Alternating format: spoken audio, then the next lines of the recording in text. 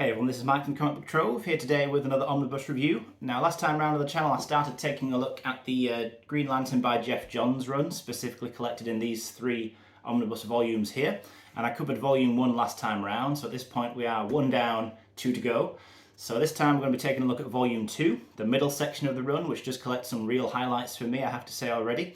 So without any further ado, we're going to dive into this book today, give an overview of it, showcase some of the art, talk about some of the material, and maybe just help to give you a better idea of what's collected in this book if you're not too sure already. So stick around.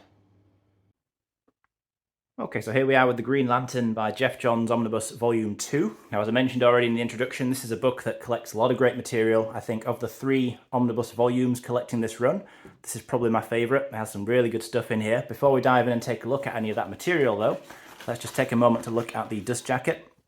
Now, I think this book, like Volume 1, I think it might still be available in some places. Always worth checking around for though, because it's the kind of book that tends to get little stealth reprints over the years. You know, DC tend to just put reprints out of certain books without necessarily soliciting it as an official reprint. So keep an eye open anyway. I think this is still available though. But looking at the cover here, we've got the awesome piece of artwork by Ivan Reis, who is just a top quality artist, does some excellent work in this run. Just really standout stuff, has to be said. On the back, we get a little bit of blurb about what we're going to read about in this book as you go through it, and promising that the dead will rise. This is the build up to and the main event of the Blackest Night itself, which was a really good run. Probably about 10 years old now, actually, that run. But down there you can see, over here, we've got the material collected if you want to take a look through what is in here.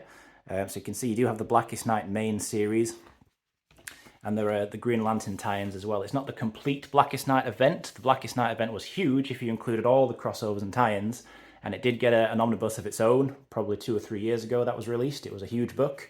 I didn't personally see the need to pick that up. I was quite happy just having the main event itself as collected in here. But like I say, it is a fun event, so I can understand anybody who did pick that book up to get the full thing. But just taking a look around the hardcover now, just showing off these images on the front and back.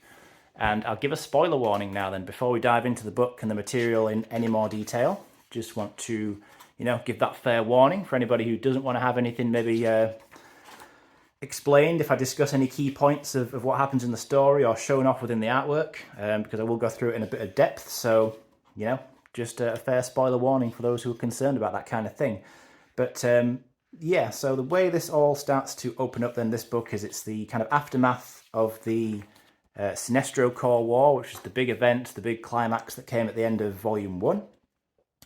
A huge clash between the Green Lantern Corps and the Yellow Corps that Sinestro has formed. And really through here, that idea of different corps powered by different emotions. So Green Lanterns are of course powered by will, the Yellow Lanterns by fear. And as we go through this book, we start to see more and more different Lantern Corps introduced. So here we get a Red Lantern appearing for the first time, and the Red Lanterns are pretty interesting characters. They are fueled by hatred and rage.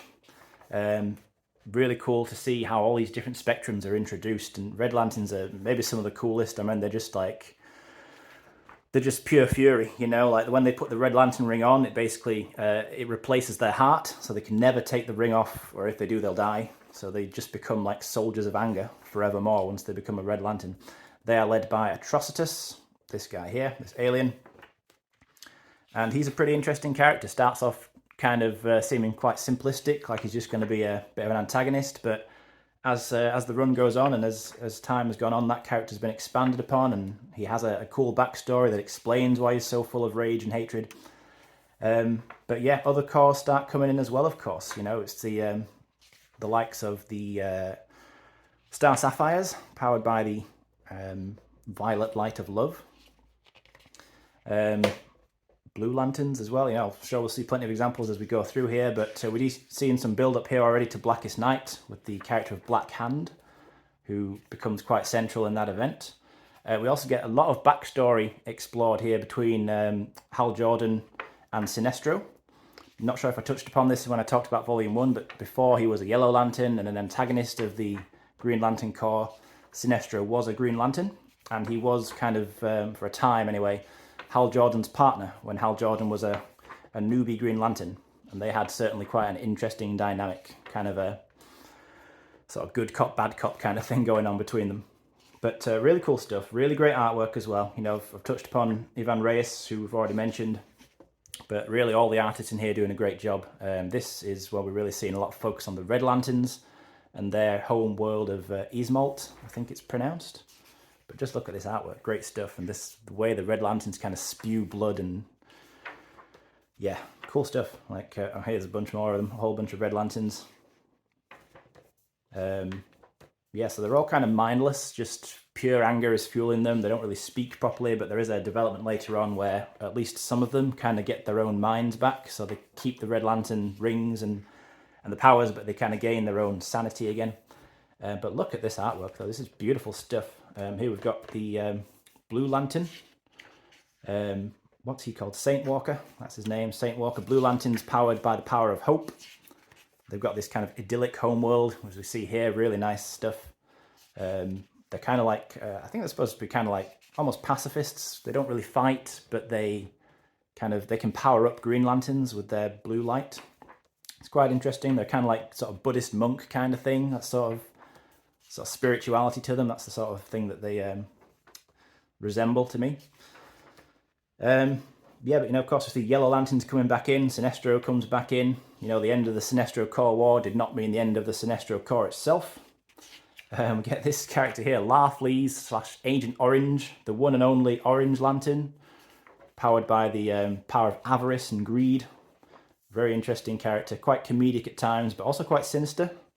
Basically, he just wants everything. He's got this incredible, insatiable greed. Anything he sees, he wants it. And the orange ring gives him a lot of power to kind of back that up and actually get a lot of what he wants. Star Sapphire's coming in here. Power of love that they are harnessing. Just such a great story. So much cool build-up. I mean, this is just page after page of outstanding artwork. You know, I really think that it is, you know. Really, really great stuff. Let me know, of course, if you've read this, how you felt about this run. I mean, I'm pretty sure I asked that in volume 1, but specifically with a focus this time on Blackest Night, which is here, actually. This is the first issue of Blackest Night. So you get the main event. It's issues 0 to 8 of Blackest Night, and also issues of Green Lantern that ran parallel to this. So you get a decent amount of the event, to be honest. Like, you can read through this and it will make sense. You know, you won't feel like you're really missing out on anything. But this series, Blackest Night, this is penciled by Ivan Reis, and I just think that this artwork through these issues is just absolutely fantastic. Sorry, I'm getting distracted by it now, just staring at these beautiful pages and panels, but wow, I'm seriously wowed every time I see this. But the Black Lantern Corps then, which is what this is all about. You know, the black rings basically seek out dead bodies, attach to them, and bring them back as warped, horrible, evil versions of their former selves as they were in life. So it's effectively a zombie story. I mean, that's kind of how it is, a cosmic zombie story with the undead being powered by evil rings, black rings. So yeah, we get a lot of moments where you know, dead DC characters kind of come back in and torment their loved ones, and yeah, that's really kind of brutal to see at some places. You know, there are some quite disturbing moments in the story, some brutal deaths in there, no doubt. And it's a very desperate fight on the part of the heroes to try and overcome this situation and defeat the dead and put things back to how they should be. But really, it's the different Lantern Corps. That's the highlight for me. The best thing about this run, my favourite thing, is honestly pages like this specifically, where you see all the different Lantern Corps, all the different lights of the spectrum, different colours of the spectrum, uniting and sort of together in the scenes like this. We get a key member of each corps fighting. Really cool, really, really cool. And I just love the idea, the concept of these different lanterns and different emotions and all that sort of stuff. It just works so well. And as I mentioned in volume 1, you know, there are certain things that happen during this run where you're kind of thinking, how did nobody think of that before? It's such a good idea. It seems so obvious. And the Lantern Corps, the different coloured Lantern Corps, to me, are the key example of that. You know, such a fantastic idea that Geoff Johns and co. and his collaborators introduced into this series and this mythology of Green Lanterns as a whole, and well, into the DC universe as a whole. Really great stuff. But of course, like most big events, this turns into a big showdown in the end. where the true baddie reveals himself, and there's a big final stand, lots of big epic action sequences and pieces of artwork like this, just showcasing the scale of what's going on. Really cool.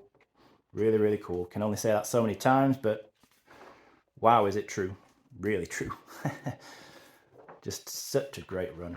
But yeah, so we're wrapping up to the end of Blackest Night here by this point, but no shortage of cool stuff going on and fantastic artwork. This did lead into a separate series, actually, which has just got its own omnibus reprint, the Brightest Day omnibus / Brightest Day event, which followed some of the characters who ended up being brought back to life, who had been dead as a result of the end of Blackest Night. For example, Aquaman was dead until this event, and then because of what happens in the end, he came back to life along with a few others. So Brightest Day kind of follows what they did next as they adjusted to being back to life, and there was a story going on there as well specifically, but you don't get that collected in here. As I say, you're just getting the Green Lantern stuff in here, purely the Green Lantern stuff. So if it involves Hal Jordan, basically, it's collected in here. If it doesn't directly involve him, it's not in these 3 books. That's the easiest way to think about it. But yeah, getting to the end of the book now. We're just going to see some extras, I think, in the back. There's this bit of the Book of the Black. It's like the Black Lantern notes. Get some more variant covers here. Really like this one here by Jim Lee. That's a great one.